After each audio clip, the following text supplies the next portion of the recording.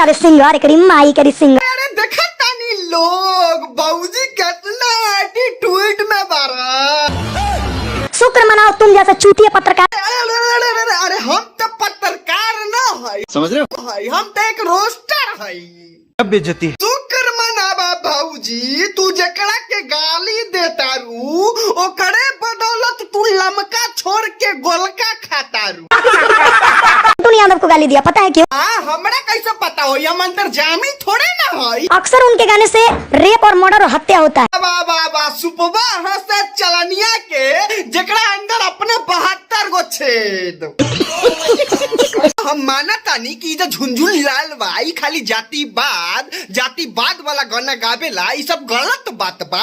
एक दूसरे में दबंगई और झगड़ा लड़ाई करवावे के काम करेला। ये बड़ी अच्छी बात तो बढ़ावा मिल सकेला, लेकिन तुझे इस वीडियो में कहतारू वो कुछ ज्यादा बात सही है। तो बात बतावा भौजी, तू जवन गावेलू कैसन बा सुनी जरा।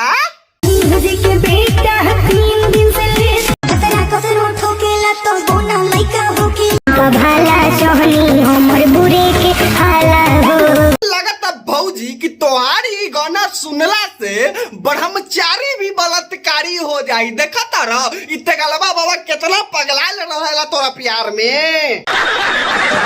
पूछना रितेश पांडे। कौन सी रितेश पांडे? सुना तो ये बाका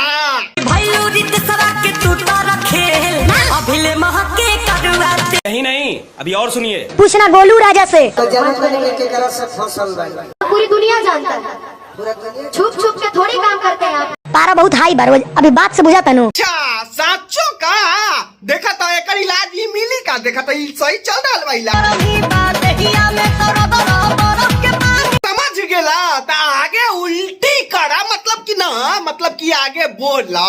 नाम का खौफ होना चाहिए। अरे मशहूर तक कोठा वाली और ऑर्केस्ट्रा वाली भी होती। बाबा का बात करो तारू भौजी, खौफ तो सबके जनी होकेला, लेकिन तोहरा जने नहीं खे।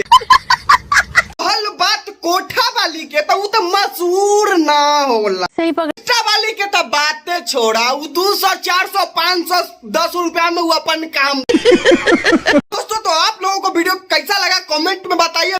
अच्छा लगा तो लाइक कीजिए, सब्सक्राइब कीजिए और अपने दोस्तों के पास शेयर कीजिए। जय